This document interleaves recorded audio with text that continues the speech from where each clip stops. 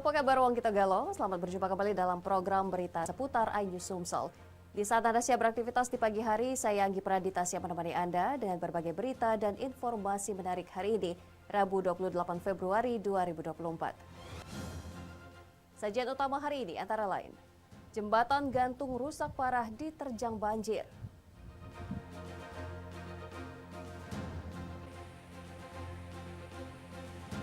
Plaza Sungai Lematang terbengkalai.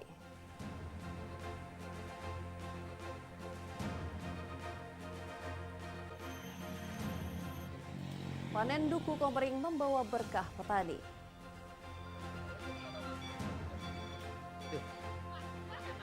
Pemirsa, inilah seputar iNews Sumsel selengkapnya. Di berita pertama, pemirsa, jembatan gantung di Desa Karangagung, Kecamatan Batu Raja Barat rusak akibat diterjang luapan arus sungai. Pemkab Oku akan memperbaiki jembatan tersebut dengan penanganan darurat dan mewacanakan jembatan permanen. Pemerintah Kabupaten Ogan Komering Ulu akan melakukan perbaikan jembatan gantung di Desa Karangagung, Kecamatan Batu Raja Barat yang rusak akibat diterjang luapan arus sungai Ogan pada Jumat lalu. Jembatan itu akan diperbaiki dengan penanganan darurat dahulu, sehingga aktivitas masyarakat yang menggunakan jembatan tidak terganggu baik yang dari desa induk maupun ke dusun atau perkampungan dan perkebunan warga setempat. Seluruh OPD teknis terkait telah menyusun rencana, terutama Dinas PUPR dan BPBD Oku yang telah mengambil langkah cepat sehingga dampak dari putusnya jembatan ini tidak terlalu signifikan bagi masyarakat setempat. Semua OPD teknis yang diperintahkan sudah menyusun rencana, ya, terutama dari PU dan BPBD juga mengambil langkah-langkah cepat, sehingga apa yang diharapkan dampak dari putusnya jembatan ini tidak terlalu signifikan bagi masyarakat setempat. Sementara itu, Kepala Desa Karangagung M. Subri berharap jembatan ini dapat segera diperbaiki, mengingat jembatan gantung ini menjadi jalur utama bagi masyarakat Desa Karangagung yang menghubungkan desa induk dengan perkampungan serta perkebunan warga setempat. Jalur utama, Pak, soalnya kalau nak jalur kedua lewat Batu Putih sangat jauh, Pak. Sangat jauh, Pak. Iya. Berapa kira-kira perbandingannya, Pak? Oh, jauh, Pak. Iya, jauh-jauh nih, Pak, perbandingannya. Kan kalau dari, katakanlah lokasi kami kan di dekat Tuku Jaya, mau ke Batu Putih mau ke sini baru 30 kiloan, Pak. 30 kilo. Iya. Sedangkan kalau dari sini paling sekitar 7 kilo, Pak. Sebanyak 30 kepala keluarga yang tinggal di seberang jembatan tersebut serta perkebunan warga. Ada jalur lainnya namun harus memutar jauh dengan jarak tempuh sekitar 30 km. Dari Ogan Komering Ulu, Widori Agustino, iNews melaporkan. Mulai merangkak naiknya beberapa komoditi pangan jelang Ramadan, warga mulai panik. Bahkan saat digelarnya bazar murah sembako di Pasar Yada, Kecamatan Kalidoni, warga pun rela antri panjang hanya untuk mendapatkan sembako murah. Jelang Ramadan, harga beberapa komoditi pangan seperti beras, bawang merah, bawang putih, cabai, gandum, gula, minyak hingga daging ayam potong mulai merangkak naik. Atas hal ini, warga pun mulai resah bahkan panik, mengingat komoditi yang mengalami kenaikan merupakan komoditi pokok. Bazar murah yang digelar oleh pemerintah untuk menekan lonjakan harga dan pengendalian inflasi yang bertempat di Pasar Yada, Kecamatan Kalidoni. Terlihat warga rela antri panjang demi mendapatkan sembako murah, bahkan antrean warga pun hingga beberapa jam lamanya. Hal ini diungkapkan Desi, warga Kalidoni yang telah mengantri sejak pukul 7:30 pagi. Dirinya bersama warga lainnya sangat antusias dengan adanya sembako murah ini, karena sangat membantu, bahkan juga harga yang dibanderol pun relatif jauh dengan harga di pasaran. Ya, 67 sama minyak sini. Ya, kalau di pasar kan 65 beras naik. Ya, kalau sini kan sama minyak sepaket. Minyaknya 16, 17 di pasar. Kalau sini kan beras satu batu, 67 sudah dapat minyak. Apa yang kita beli nih, Pak? Minyak sama beras. Minyak sama beras. Selisih harganya jauh dah, Pak? Mungkin tanggapannya kemana, Pak? Kita, Pak? Warga berharap pemerintah dapat mengatasi lonjakan harga komoditi pangan. Dari Palembang, Erwin Setiawan, iNews melaporkan.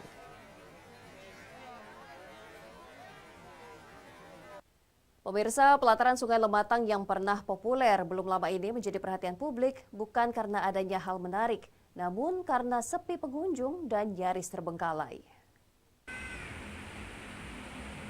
Terletak di kawasan wisata Kota Lahat, Pelataran Sungai Lematang yang dibangun PT Bukit Asam dulunya sempat menjadi destinasi wisata, baik lokal dan luar kota Lahat. Sayangnya sejak setahun terakhir di ujung pemerintahan Ciujang, bangunan megah ini mulai mengalami perubahan baik dari segi sarana maupun aktivitas di dalamnya. Pengelolaan sebelumnya juga menyisakan masalah berupa dana dari pengelola parkir yang belum disetorkan ke kas daerah lebih dari 150 juta rupiah. Menanggapi hal itu, PJ Bupati Lahat akan segera melakukan perbaikan manajemen untuk bisa memfungsikan kembali pelataran Lematang supaya tidak terbengkalai seperti saat ini. Nah, ini dalam proses kita menata layoutnya dan juga kita lagi berupaya mempersiapkan secara teknisnya. Mudah-mudahan ini segera kita bisa berikan dalam beberapa waktu ke depan. Tidak adanya aktivitas di bangunan 4 lantai ini menjadikan suasana tidak menarik. Rumput dan tumbuhan liar di sejumlah sudut bangunan, terutama di lantai dasar. Keadaan ini juga menjadi peluang bagi orang-orang yang tidak bertanggung jawab untuk kegiatan negatif. Dari Lahat, Balaputra, Ayus melaporkan. Di informasi lainnya, pemirsa, Kota Palembang kembali menggelar Musabakoh Tilawatil Quran tahun 2024. Sebanyak 14 cabang yang diperlombakan diikuti 560 peserta utusan dari 18 kecamatan. Untuk peserta yang keluar sebagai pemenang MTQ tingkat Kota Palembang tahun 2024 akan menjadi utusan MTQ tingkat provinsi yang akan dilaksanakan di Kabupaten Musi Banyu-Asin. Musabakoh Tilawatil Quran dan Hadis atau MTQH tingkat Kota Palembang kembali digelar. MTQH tahun 2024 kali ini dilaksanakan selama 7 hari sejak 24 Februari hingga 2 Maret 2024. Pelaksanaan dilakukan di 4 lokasi, diantaranya di Kambang Iwa, Masjid Raya Taqwa, Masjid Baitul Atiq, dan Hotel Suwarna Dwipa Palembang. Sebanyak 14 cabang lomba diperebutkan oleh 560 peserta dari perwakilan 18 kecamatan di Kota Palembang. Di antaranya tilawah, anak, remaja, dewasa, dan tunanetra.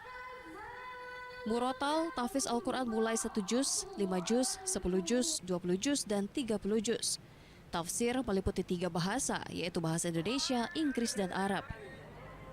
Dan cabang kod kaligrafi yang meliputi 4 kategori, yaitu dekorasi, hiasan mushaf, kontemporer, dan naskah.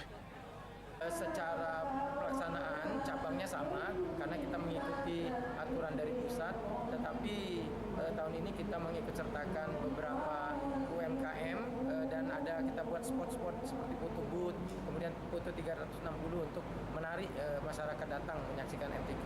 Juga persiapan kita.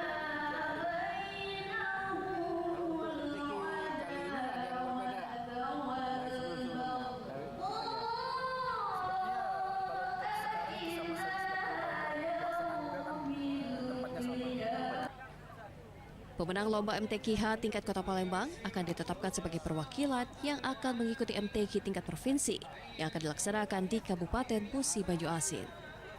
Dari Palembang, Erwin Setiawan, iNews melaporkan. Kejari siapkan posko kejaksaan di Pelabuhan Tanjung Api-Api. Posko akan dimanfaatkan sebagai tempat transit ketika kejaksaan akan membawa pelaku tindak pidana antar daerah. Pelabuhan Tanjung Api-Api yang berada di Kabupaten Banyuasin menjadi lokasi penyeberangan penduduk antara Provinsi Sumatera Selatan dan Provinsi Bangka Belitung yang akan dipersiapkan posko kejaksaan. Penempatan posko kejaksaan ini sangat didukung penuh oleh Dinas Perhubungan. Selain tempat transit juga dapat membuat kenyaman bagi pegawai di pelabuhan untuk memudahkan akses ketika terjadi permasalahan yang berkaitan dengan hukum. Posko juga akan digunakan sebagai tempat transit dan beristirahat sementara saat kejaksaan membawa para pelaku tindak pidana. Posko ini juga akan menjadi tempat istirahat sementara ketika para pejabat yang akan melakukan penyeberangan.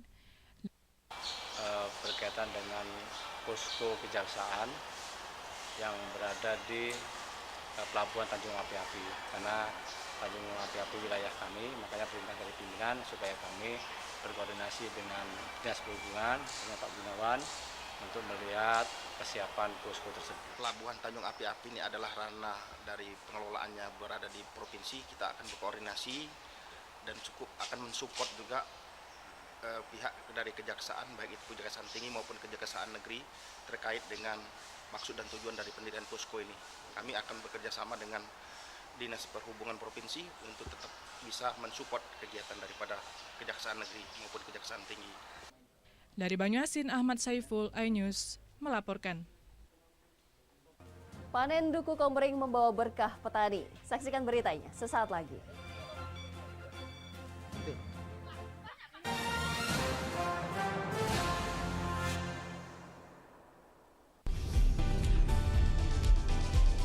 Atika Hasiholan yang lagi seneng banget karena ibunda Ratna Sarumpait akhirnya bebas bersyarat.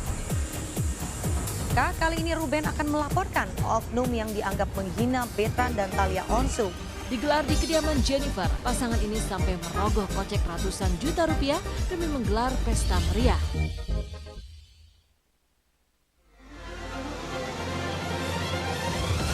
Tim gabungan kembali mengevakuasi korban kecelakaan bus Wijaya.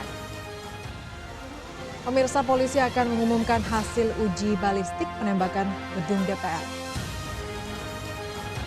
Pemirsa, razia minuman keras di Tangerang, Banten diwarnai kejar-kejaran polisi dan beberapa pemuda mabuk.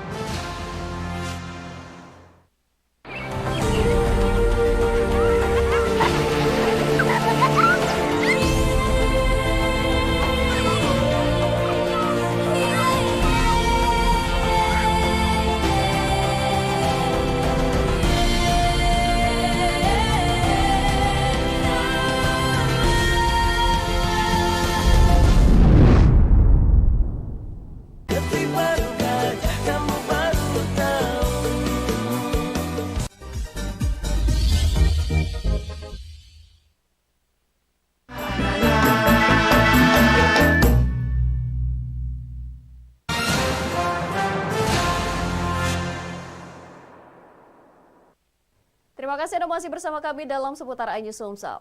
Pemirsa, guna menjaga situasi perhitungan suara di tingkat kecamatan yang sempat memanas dan diwarnai aksi demo, pihak kepolisian dari Polres Musirawas Utara mengerahkan ratusan personel dan memasang pagar kawat berduri di kantor camat tempat penghitungan suara PPK Karangjaya. Pleno penghitungan suara di tingkat PPK Karangjaya, Kabupaten Musirawas Utara pada pemilu 2024 dijaga ketat pihak keamanan TNI dan Polri. Ratusan personil gabungan mengawal dan menjaga setiap pintu masuk tempat penghitungan suara di dalam kantor kecamatan. Pihak kepolisian juga memasang pagar kawat berduri di area luar kantor kecamatan. Hal ini dilakukan guna menjaga situasi perhitungan suara agar aman dan damai serta tidak terjadi situasi yang tidak diinginkan. Kawat barier ini dikhususkan untuk menghalau apabila ada pengunjuk rasa yang akan melakukan anarkis. Jadi dari protap dan SOP yang kita lakukan memang untuk menghalau agar tidak terjadinya baik itu pengerusakan terhadap barang maupun gedung. PPK Karangjaya masih melakukan pleno rekapitulasi penghitungan suara untuk pemilihan Presiden, DPD RI, dan DPR.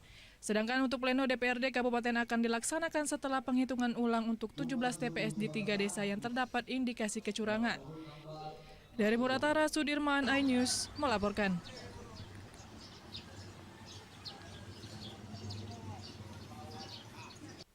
Sementara itu pemirsa, diduga terjadi keributan karena masalah rumah tangga.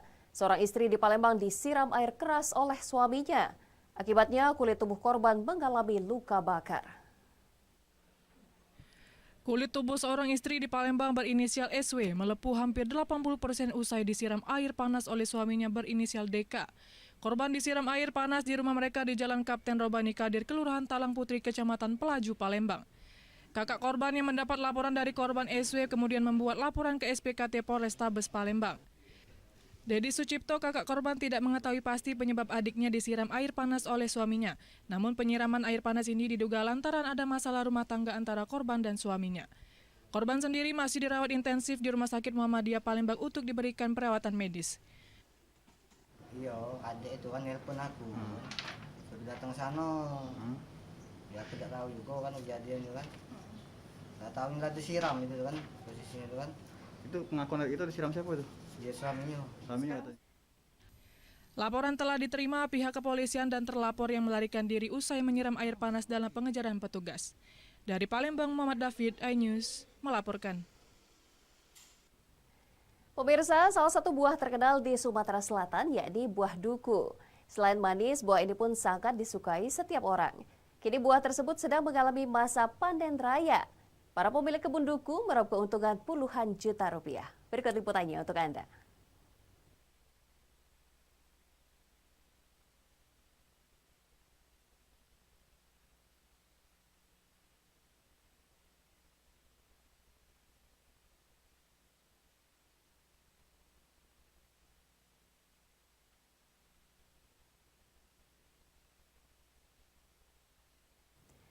Demikian sajian Seputaran News Sumsel hari ini. Terus saksikan program Seputaran News Sumsel setiap Senin hingga Rabu pukul 5.30 pagi waktu Indonesia Barat.